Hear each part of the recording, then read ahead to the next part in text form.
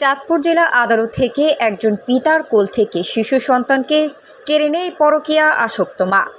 চাঁদপুর জেলা আদালতের ফ্লোরে গড়িয়ে চিৎকার করে বাবা নামক পুরুষ মানুষটি দুটি সন্তানের পিতা।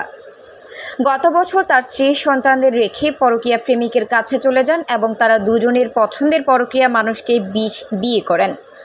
তাদের নতুন সংসারে একটি শিশু সন্তানের জন্ম হয়। এদিকে 1 বছর পার না হতেই পরকীয়া প্রেমিকের সাথে দ্বিতীয় সংসার তছনছ হয়ে যায়। পরকীয়া পুরুষের নিকট থেকে ফিরে এসে সেই নারী প্রথম নারীর বিরুদ্ধে চাঁদপুর আদালতে যৌতুকের মামলা করেন।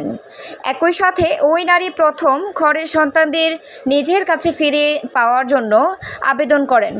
আজ 7 সেপ্টেম্বর মঙ্গলবার সেই মামলার আবেদন প্রেক্ষিতে চাঁদপুর আদালতের আইন অনুযায়ী অবুঝ 2 শিশু সন্তানকে মায়ের কোলে ফিরিয়ে দেয়।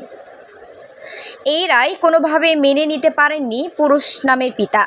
মা ছাড়া সন্তানদের লালন পালন করা অসহায় পিতা ওই নারী পরকীয়া প্রেমিকের হাত ধরে চলে যাওয়ার 1 বছর বুকে আঁকলিয়ে দুটি সন্তানকে লালন পালনের পর শেষ অবলম্বনটুকু মহামান্য আদালত কেড়ে নিল। অনেক সুন্দর সংসার জীবনে হেরে যাওয়া বাবার কষ্টের অভিযোগ।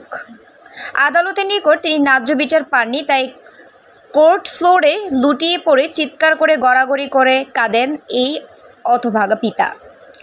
অবশেষে তিনি আল্লাহর দরবারে বিচার দেয়। সেই হেরে যাওয়া পিতার দাবি যে নারী অন্য পুরুষের হাত ধরে স্বামী সন্তানকে রেখে পরকীয়া প্রেমিকের কাছে চলে যেতে পারে, সেই ডাইনির হাতে আমার সন্তান নিরাপদ থাকতে পারবে না। যে কোনো মুহূর্তের সময় আমার সন্তানদের তারা মেরে ফেলতে পারে। কিন্তু আইন হতভাগা মানুষের কান্না শুনে না। পারিবারিক ঝামেলার মামলাগুলোতে বাংলাদেশের আইনগুলো নারীদের পক্ষে থাকেন। এই কষ্ট প্রতিটা পুরুষের অভিযোগ বটে।